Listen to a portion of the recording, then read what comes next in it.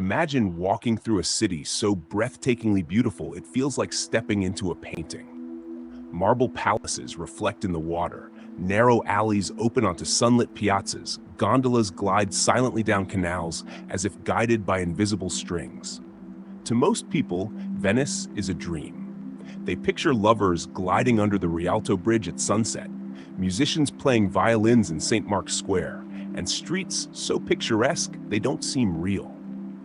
But beauty can be deceiving. Because for all of Venice's elegance and charm, this city holds a history darker than the waters of its midnight canals. Here's a fact that might surprise you. Venice is one of the only cities in the world built on what is essentially a giant swamp. Thousands of wooden piles were driven into mudflats centuries ago, and entire palaces and churches were stacked on top of them. Sounds impressive, right? But the dark side is this.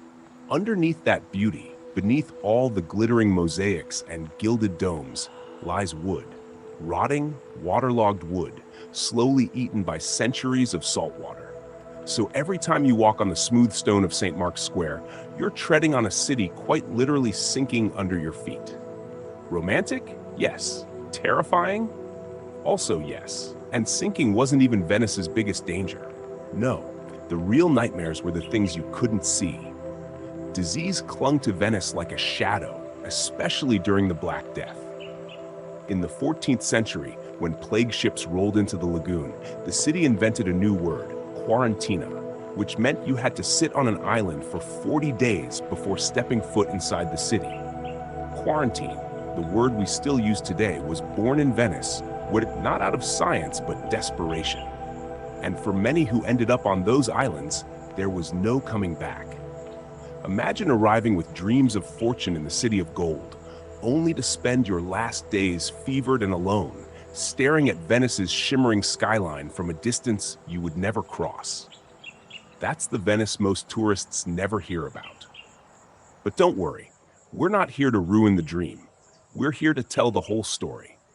Venice is both, the dream and the nightmare, the glitter and the grit, the carnival mask and the pale face hidden behind it. And that's what makes it worth exploring. Because a city is never just its postcards. A city is also its whispers. So, hi traveler, welcome to tonight's journey.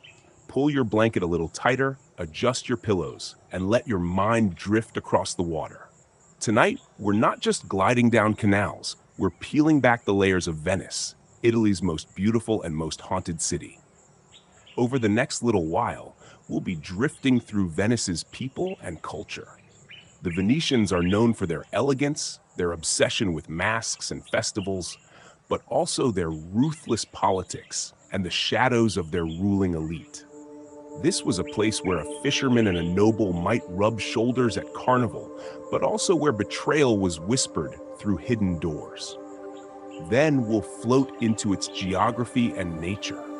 Because let's be honest, Venice is unlike any other city on Earth. Built on water, dependent on tides, constantly battling floods and the sea itself, Venice is both blessed and cursed by its environment. We'll talk about the animals, the weather, and the quiet truth that this magical city might not survive forever. From there, we'll dive deep into its history. Venice wasn't just a city, it was a republic, one of the richest and most powerful in the world for centuries. Merchants here traded with the Middle East, North Africa, and beyond, bringing spices, silk, and gold to Europe. But that wealth came at a price. Venice was born out of wars, betrayals, naval battles, and a constant struggle to defend itself from enemies near and far. And then we'll move closer to the present day, where Venice is still stunning, still magical, but facing very real challenges. Tourism keeps the city alive, but also threatens to drown it. Rising seas and crumbling foundations gnaw at its future. And yet, somehow, Venice endures, like it always has, balanced delicately between survival and collapse. It's easy to think of Venice as just gondolas and romance, a city preserved in amber. But tonight, as you settle in, we'll uncover the Venice that doesn't always make it into the guidebooks. The Venice where plague ships once floated in the lagoon, where masked nobles plotted in candlelit rooms, and where the beauty you see by daylight is shadowed by secrets that linger after dark. Because Venice, maybe more than any other city, is about contrast, light and shadow, water and stone, life and death. It's a city that has been dying for 1,000 years, and yet it still manages to take your breath away the moment you step into it. That paradox of fragile beauty built on unstable ground is what makes Venice so enchanting and so haunting. So settle in, traveler. Tonight we'll drift together down its canals, peek into its alleys, and listen for the echoes of centuries. This is the story of the dark side of Italy's most beautiful city.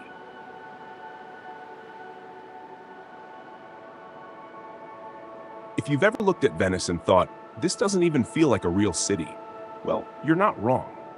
Venice has always been a little unreal, floating between two worlds. It's not quite land, not quite sea, and the people here grew up shaped by that contradiction. Living in Venice meant waking up every morning to the sound of water lapping against stone, church bells echoing across lagoons, and streets that were more like rivers. The Venetians weren't farmers or warriors like so many others in Italy. They were sailors, merchants, and dreamers who built their lives on trade, survival, and a flair for the dramatic. One thing that defined Venetian culture from the very beginning was resilience. Imagine your home being surrounded by water that could turn hostile with every storm. Imagine tides so high they flooded into your living room, or dampness so constant that even your clothes seemed to smell faintly of salt. The Venetians grew used to it. In fact, they leaned into it. They wore boots that could wade through floods, built houses that could survive centuries of moisture, and most importantly, they turned hardship into art. It's almost as if their beauty was a mask to hide the decay. And masks, as you'll soon see, became more than just decoration. They were a way of life. Socially, Venice was complicated.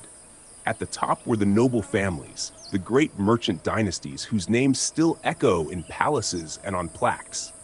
These people had money, power, and influence, and they flaunted it. The palazzi they built weren't just houses, they were statements. Imagine marble facades glittering with mosaics, chandeliers dripping with glass from Murano, staircases so grand they seemed meant for emperors rather than ordinary humans. To walk inside one of these homes during the Venetian Golden Age was to step into another world. But of course, wealth like this always had shadows. Behind the glitter was a culture of rivalry, backstabbing, and secrecy. Noble families spied on each other, married for power, and sometimes plotted murders that were swept quietly into the canals. And then, just below the nobility, was the merchant class, the lifeblood of Venice. These were traders, shopkeepers, sailors, and artisans, men and women whose daily grind kept the Republic's wealth flowing. A Venetian merchant might spend months sailing to Constantinople or Alexandria, returning with spices, silk, or strange animals no one in Europe had ever seen before. Life for them wasn't as grand as the nobilities, but it was still infused with culture and pride. They were the beating heart of the city, and they knew it. At the bottom of society were the laborers and fishermen, the men who rowed the gondolas, carried goods off ships, or tried to coax fish from the lagoon. Their lives were harder, less glamorous, and more vulnerable to disease and famine. Yet, even among them, there was a kind of Venetian pride. After all, they weren't just peasants on some farmland. They were residents of one of the most powerful republics in the world, guardians of a city unlike any other. And here's where Venice gets fascinating. All these people, rich, poor, noble, and commoner, were constantly colliding in ways other European cities rarely allowed. Carnival was the great equalizer. For weeks every year, the city erupted into chaos disguised as celebration. People poured into the streets wearing masks, and those masks were more than just decoration. They erased your identity. A fisherman could dance with a duchess. A merchant's wife could flirt with a soldier without anyone knowing who she was. Even politicians could sneak into alleys and misbehave, hidden by a painted mask and elaborate cloak. Carnival wasn't just a party, it was a safety valve, a way for Venetians to blow off steam in a society otherwise bound by strict rules and hierarchies. But don't imagine Carnival as only laughter and glitter. Beneath the surface, there was always an edge of danger. Drunken brawls broke out in alleys. Thieves used masks to rob the wealthy. Even assassinations could be hidden beneath the chaos of celebration. Imagine a city lit by flickering lanterns, the sound of music echoing down the canals, masked figures brushing past you in the shadows. Were they friends or enemies? Lovers or killers? That's the darker side of Venetian culture. Beauty that could turn deadly in an instant. Religion also wove itself tightly into Venetian life. Saint Mark became the city's protector, his winged lion symbol painted on flags, carved into stone and flown from ships. Venice saw itself as divinely blessed, chosen by God to thrive in a place where no city should have thrived at all. Churches rose from the water like miracles of stone, the most famous of all being St. Mark's Basilica, its golden mosaics shimmering as though lit from within. Stepping inside was supposed to remind Venetians and visitors that Venice was more than just a city. It was destiny carved in marble and gold. But here, too, the contradictions are impossible to ignore. For all its devotion, Venice was also startlingly pragmatic. Priests blessed ships headed out for war or trade, even when that trade included weapons or slaves. Venetian merchants weren't above cutting deals with Muslim rulers while still attending Mass every Sunday. In Venice, faith and profit lived side by side, sometimes uncomfortably close. Food, like everything else in Venice, was shaped by the water. Fish was everywhere, grilled, fried, or preserved in salt. Rice, imported from the mainland, became risotto, which Venetians flavored with saffron or cuttlefish ink.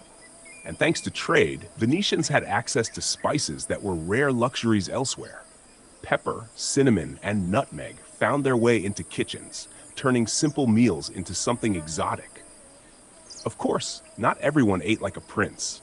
Fishermen lived on bread, beans, and whatever fish they could catch. But the cultural mixing pot of Venice meant even ordinary food was seasoned with influences from across the known world. Language was another marker of Venetian identity. The Venetian dialect was distinct from standard Italian, flavored by centuries of trade with Greeks, Arabs, and Turks. It rolled off the tongue with a rhythm that sounded almost like music, and it carried a sense of pride. Speaking Venetian was a reminder. You belonged to a republic that was independent, unique, and unlike the kingdoms that surrounded it. And then, of course, there was art. Venetian artists didn't just copy trends from Florence or Rome, they created their own. Painters like Titian and Tintoretto mastered color and light, filling canvases with warmth and vibrancy that felt alive. Glassmakers on Murano turned sand into crystal-clear wonders that dazzled the world. Music filled the air in churches and palaces, the sounds of choirs echoing through basilicas or violins played on gondolas drifting silently under moonlit bridges. But for all this beauty, Venice always had shadows. Disease lurked in its damp corners. The Black Death decimated its people again and again, killing entire families and leaving neighborhoods silent. When plague ships came into the lagoon, entire islands were turned into quarantine zones, prisons for the sick and dying. Imagine sitting on one of those islands, looking at the golden domes of Venice across the water, knowing you'd never walk its streets again. That was also Venice. And it wasn't just disease. Poverty gnawed at the edges of all that wealth. While noble families dined in glittering halls, beggars slept under bridges or huddled in the damp corners of piazzas. For every gondolier singing on the canals, there was another man scraping together coins just to eat. Venice's beauty, in many ways, depended on this imbalance. The rich could afford extravagance because others carried the weight of labor and suffering. This is why masks feel like the perfect symbol of Venice. The city itself is a mask, glittering on the surface, hiding shadows underneath. To be Venetian was to live with that duality every day. To dance at carnival, knowing disease could sweep through at any moment. To eat spiced risotto while beggars starved a street away. To build palaces that seemed eternal, while knowing the very foundations of your city were sinking slowly into the sea. And yet, despite all of this, or maybe because of it, the culture of Venice thrived. Venetians embraced beauty as a kind of defiance. If their city was fragile, they would make it radiant. If their lives were uncertain, they would celebrate harder, sing louder, and wear brighter colors. That is the paradox of Venetian culture, built on suffering, yet remembered for splendor. So when you think of Venice's people, don't just picture gondoliers in striped shirts or masked dancers in the piazza. Think of the noble plotting behind closed doors, the merchant braving storms on the Adriatic, the fisherman wading through tides, the plague doctor walking in his eerie beaked mask, the artist blending colors in a workshop lit by a single candle. That's Venice, a city of contradictions, always walking a tightrope between beauty and decay. And maybe that's why it still captivates us today. Venice is a reminder that people are messy, societies are flawed, but somehow, through resilience, creativity, and a little stubborn pride, we build worlds of astonishing beauty anyway.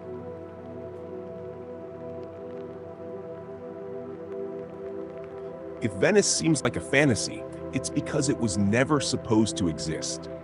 Most cities grow on fertile plains, near rivers with drinkable water, or atop hills where defenses are easy. Venice grew out of mud. It rose, quite literally, from a swamp.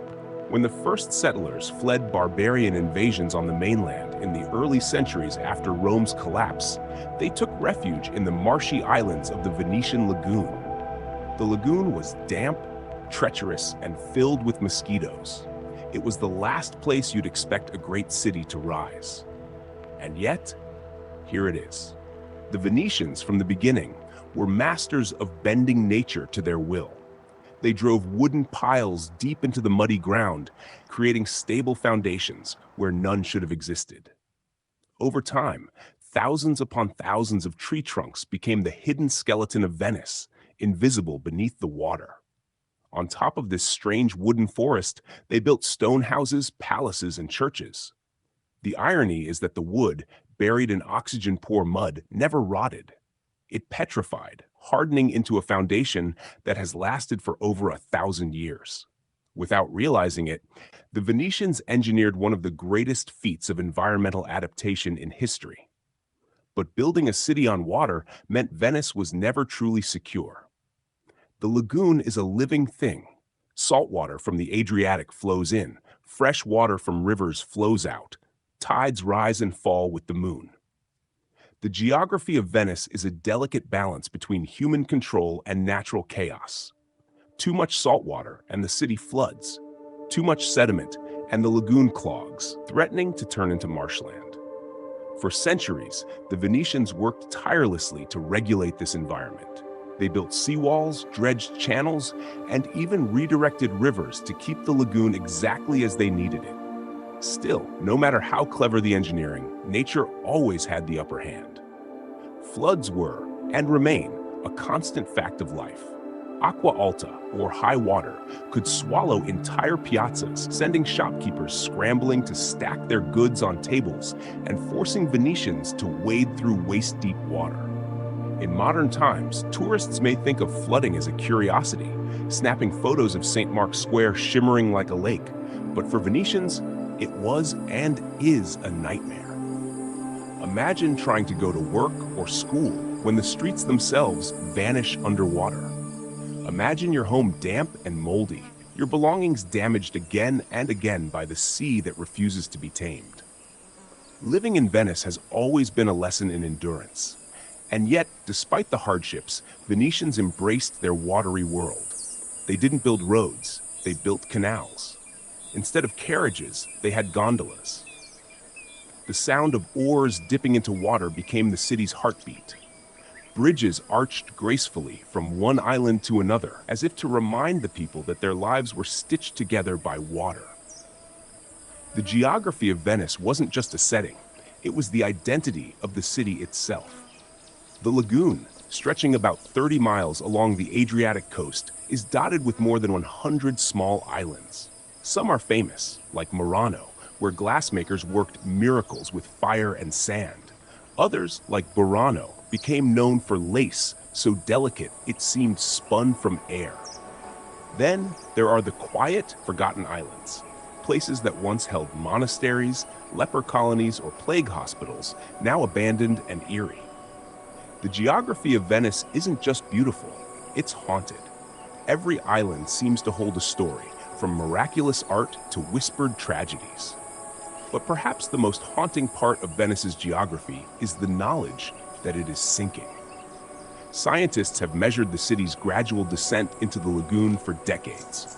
Rising seas, climate change, and the simple weight of centuries are all conspiring against it. Venetians have always known their city is fragile, but now the rest of the world sees it too. Projects like MOSE, a system of movable sea barriers designed to protect Venice from flooding, are humanity's desperate attempt to hold back nature. Whether it will work long-term is anyone's guess. The natural world around Venice shaped its history in countless ways. Because it was surrounded by water, Venice was nearly impossible to invade. Armies could march across the Alps, across the plains of northern Italy, but they couldn't march into a swamp. The lagoon protected Venice like a natural moat, allowing it to flourish as a republic while other Italian states fell to conquerors. But this same geography also isolated Venice. Farming was almost impossible on the small, salty islands, so Venetians turned outward, across the sea, for survival.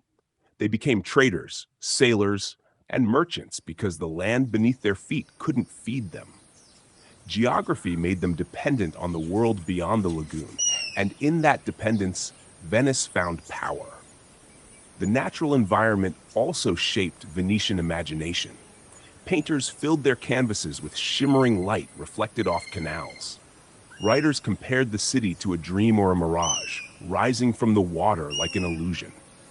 Even today, tourists stepping off a boat for the first time often say Venice doesn't feel real. That's the power of geography. It made Venice into a city that always seemed half in this world and half in another. The ecosystems of the lagoon are equally fascinating.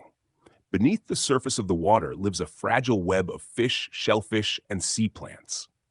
For centuries, Venetians relied on these ecosystems for food. Fishermen brought in eels, clams, and shrimp that became staples of the local diet. But overfishing, pollution, and modern development have put this balance at risk. The same waterways that once provided abundance now struggle under the weight of too many people and too much waste.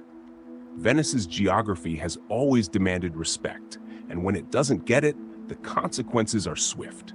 Weather plays its part too. Venice lies at the mercy of the Adriatic storms. Fierce winds called the Bora sweep down from the Balkans, churning the sea and battering the lagoon. Rain can turn canals murky and flood the city in hours. Summers, by contrast, can be brutally hot, the air heavy with humidity, mosquitoes buzzing as the water stagnates. In winter, fog wraps the city in ghostly silence, hiding buildings in a thick, damp mist. The weather doesn't just affect daily life, it shapes mood, atmosphere, even culture. Venetians are as much creatures of the water and air as they are of the land. When you consider the geography of Venice, you begin to see why the city feels both magical and precarious. It was carved out of impossibility, balanced on foundations that shouldn't exist, constantly battling against tides that want to reclaim it. Its beauty is inseparable from its fragility.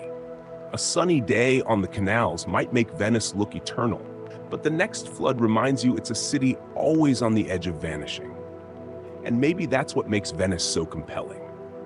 Other cities are defined by monuments or rulers, but Venice is defined by a fight against nature, against time, against the inevitability of the sea.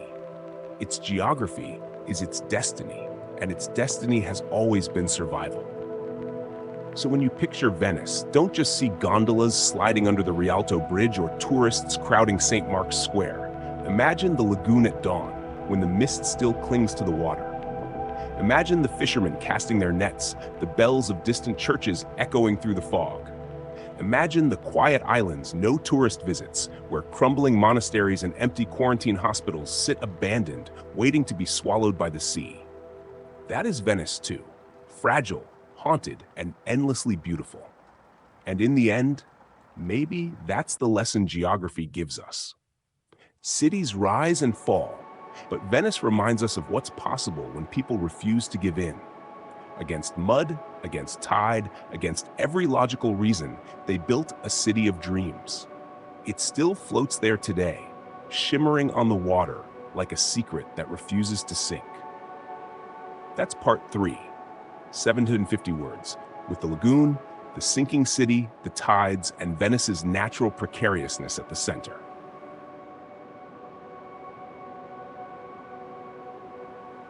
Venice's history doesn't begin with marble palaces or golden mosaics. It begins with fear. Around the 5th century AD, after the collapse of the Roman Empire, waves of barbarian invasions swept across northern Italy. The fertile plains of the Po Valley became hunting grounds for Goths, Huns, and Lombards. People who had lived securely in Roman towns suddenly found themselves running for their lives. And where could they go? Some fled south to stronger cities, but others looked east, toward the swamps and sandbars of the Venetian lagoon. The lagoon was miserable, soggy, mosquito-ridden, hard to farm.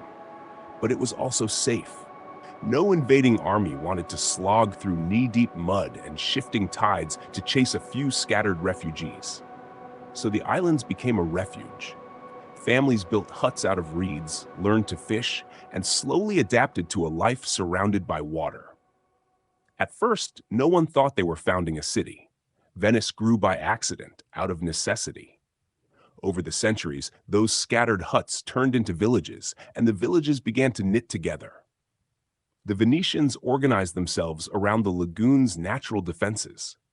They didn't have high stone walls like other cities. They had the sea. From the beginning, this shaped their mentality. Where Milan or Florence built castles and armies, Venice built ships. By the 8th century, the community was strong enough to appoint a leader, known as the Doge. The Doge was originally chosen to represent Venice's interests to the Byzantine Empire, which technically still claimed authority over the lagoon. But Venice was already slipping into independence. Its people were stubbornly loyal only to themselves. The Dogeship, which would last for over 1,000 years, became one of the strangest political systems in Europe. Part monarchy, part republic, part oligarchy. The Doge was elected for life, but he wasn't free to act like a king. He was surrounded by councils, checks, and balances designed to prevent him from grabbing too much power. Venetians hated tyrants. They had fled tyrants to found their city.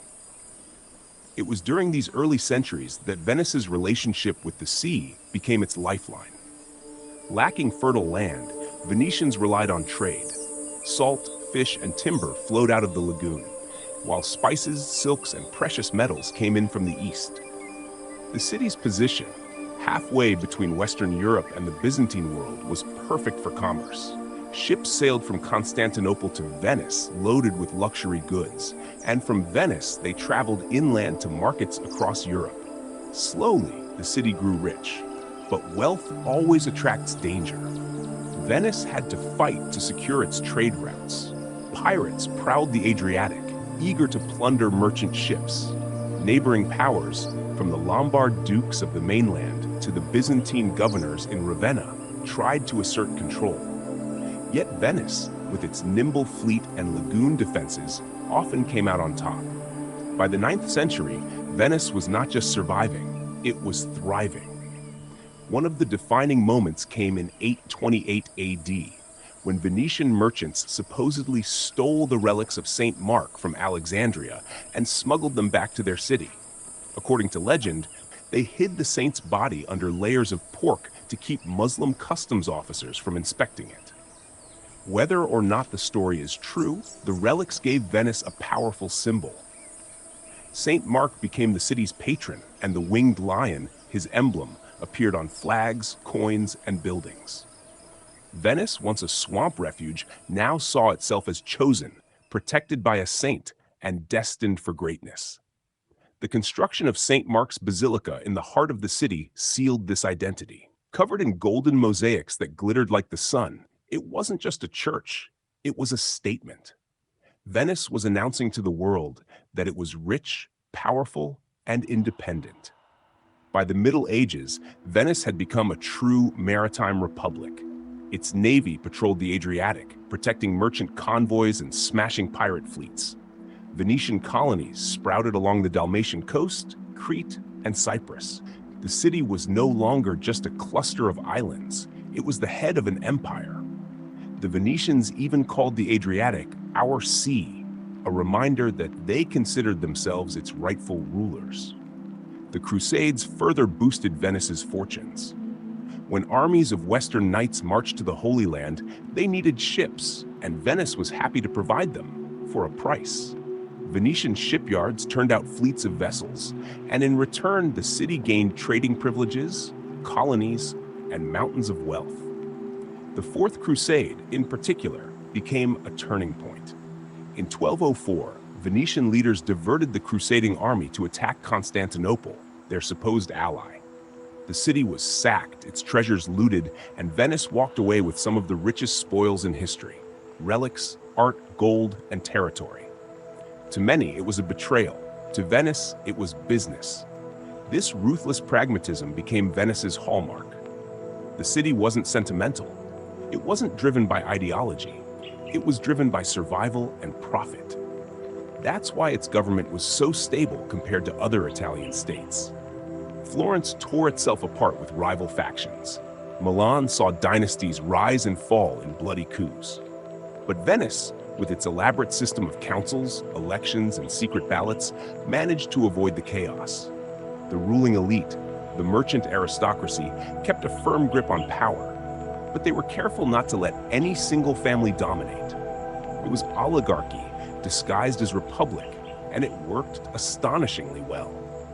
By the 14th and 15th centuries, Venice had entered its golden age. Its population swelled, its palaces glittered along the Grand Canal, and its markets overflowed with goods from across the known world. Spices from India, silk from China, jewels from Persia, all passed through Venetian warehouses. The city became the meeting point of East and West, where Muslim traders rubbed shoulders with Christian merchants, and where languages from across the Mediterranean filled the air. But wealth also brought enemies.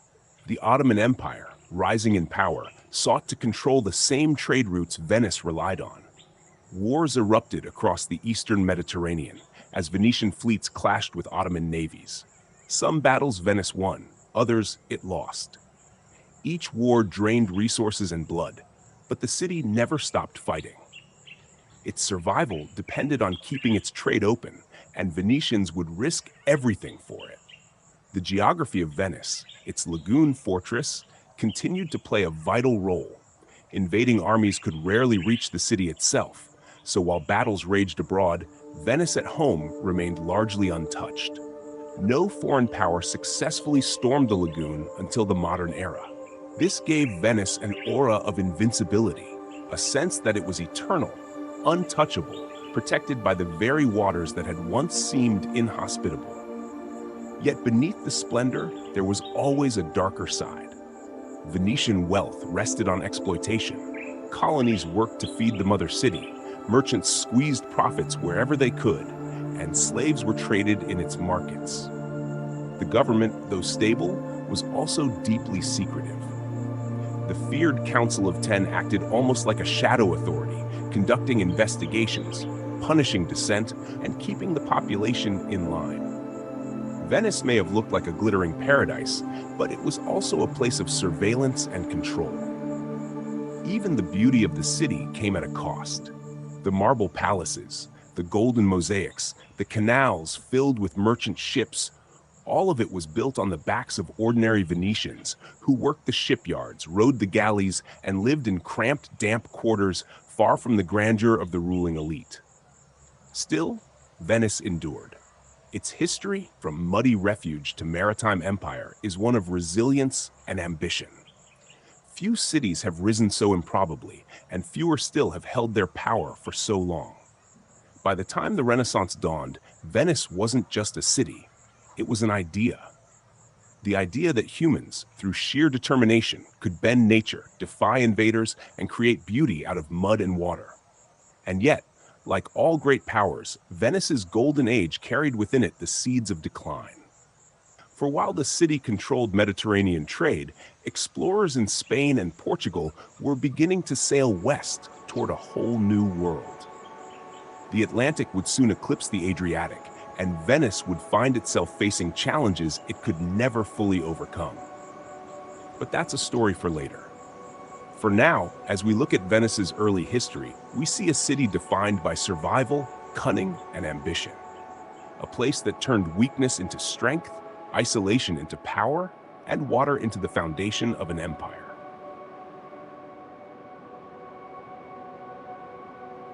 By the late 15th century, Venice was at its peak. Its palaces gleamed, its markets hummed, and its fleets ruled the seas. But no empire, no matter how cunning, escapes the pull of history forever. For Venice, the turning point came quietly, almost invisibly, with the discovery of new sea routes by Portuguese and Spanish explorers. Suddenly, the Mediterranean was no longer the center of the world. Goods that had once flowed through Venice now sailed around Africa to Lisbon, or across the Atlantic to Seville. For centuries, Venice had lived off being the middleman between East and West. Now, the middle had shifted, and Venice was left on the sidelines. At first, the Venetians tried to adapt. They invested in their navy, fought wars to hold on to their colonies, and doubled down on luxury industries like glassmaking and printing. And for a while, it worked. The city remained dazzling, a jewel of the Renaissance. Painters like Bellini and Titian filled its churches with masterpieces, and architects like Palladio built villas that still inspire designers today. Venice became not just a trading hub, but a cultural one. Yet cracks were forming. Wars with the Ottomans drained the treasury. The plague returned again and again, killing tens of thousands and leaving entire neighborhoods empty. And the ruling elite, once pragmatic and sharp, began to grow complacent. Venice was rich, but it was no longer agile. The city that had once thrived on bold risk-taking had grown cautious, conservative, even paranoid. By the 17th century, Venice's empire was shrinking. The Ottomans pushed them out of the eastern Mediterranean, Spain and Portugal dominated the Atlantic, and the rising powers of France, England, and the Dutch Republic were reshaping world trade. Venice, once at the cutting edge, found itself increasingly sidelined. Its economy shifted more and more toward tourism, entertainment, and the arts. Carnival, with its masks and lavish parties, became legendary across Europe. Visitors marveled at the city's beauty, but beneath the masks and music was a sense that Venice was slowly drifting from relevance. Still, Venice managed to cling to its independence for centuries, even as Italy fractured into competing states and foreign empires carved up the peninsula. While Florence bowed to the Medici and Milan to the Sforza or the French, Venice held on to its republic. It seemed eternal, untouchable, a place where time moved differently. But time always catches up. In 1797, Napoleon Bonaparte marched into northern Italy. To him, Venice wasn't a sacred republic, it was an obstacle. He declared the 1,000-year-old Venetian Republic dead, dismantled its institutions, and handed the city over to Austria.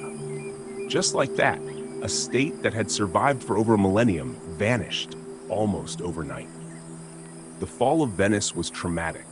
For centuries, Venetians had believed their republic was eternal, protected by St. Mark and the waters of the lagoon. But against Napoleon, those waters meant nothing. The Doge resigned, the Great Council dissolved, and the city entered a long period of foreign rule. In the 19th century, Venice bounced between Austrian and French control until, finally, in 1866, it was absorbed into the new Kingdom of Italy. By then, the city was a shadow of its former self. Its economy was weak, its population had declined, and its empire was long gone. But its beauty remained, and that beauty became its salvation. Tourists had been coming to Venice for centuries, wealthy nobles on their grand tours, artists seeking inspiration, lovers chasing romance. Now tourism became central to the city's survival. Writers like Lord Byron and Henry James gushed about its canals and palaces. Painters captured its light, shimmering on the lagoon. Venice was no longer a center of global trade, but it was becoming a global symbol. The 20th century brought new challenges. Both world wars hit Italy hard, though Venice itself escaped much of the destruction. The real threat came from modernization. Industrialization spread on the mainland, bringing factories, pollution, and waves of workers into the region. The Venice lagoon, once pristine, began to suffer. And as tourism boomed, the city became a paradox, adored for its fragile beauty, yet overwhelmed by the very visitors who came to admire it. By the mid-20th century, Venice faced a slow-motion crisis. Its population dwindled as locals moved to the mainland in search of jobs and affordable housing. The canals flooded more often, a problem made worse by rising sea levels and the natural sinking of the city's foundations. The once proud maritime republic seemed in danger of literally slipping beneath the waves. Yet Venice, stubborn as ever, refused to vanish. Efforts to preserve the city ramped up. UNESCO declared it a World Heritage Site. Massive engineering projects like MOSE, a system of flood barriers, were launched to protect it from the tides. And still, the tourists came, millions of them, crowding St. Mark's Square, riding gondolas, buying masks. For better or worse, Venice had transformed fully into a city sustained by its own myth. Today, Venice is both a marvel and a cautionary tale. On one hand, it's breathtaking, a place where every canal, every piazza, every crumbling palazzo feels like stepping into a dream. On the other, it's fragile, overcrowded, and struggling to balance preservation with modern life. The permanent population has fallen below 50,000, making Venetians almost outnumbered by tourists on any given day. Many fear the city is turning into a kind of museum, beautiful but hollowed out. And yet Venice endures. Despite everything, despite centuries of war, plague, and decline, the city is still here. Gondolas still glide down the canals. The bells of St. Mark's still ring out. And in the shimmering reflections of the lagoon, you can still see traces of the greatness that once made Venice the most powerful city in the Mediterranean. When you walk through Venice today, it's easy to forget the struggles, the betrayals, the dark side of its history. The city looks eternal, like it has always been this way. But every stone, every canal carries the weight of 1,000 years of ambition, survival, and reinvention. Venice may no longer be an empire, but it remains a symbol, a reminder that beauty and fragility can coexist, and that even the mightiest powers can fall, only to be reborn in another form. So as we drift out of this story tonight, think of Venice not just as a postcard-perfect city, but as a survivor, a place that rose from the mud, ruled the seas, fell to empires, and yet somehow remains, shimmering like a mirage at the edge of the Adriatic. And maybe that's the real magic of Venice. Not that it was powerful or rich or beautiful, but that against all odds, it's still here, defying time, water, and history itself.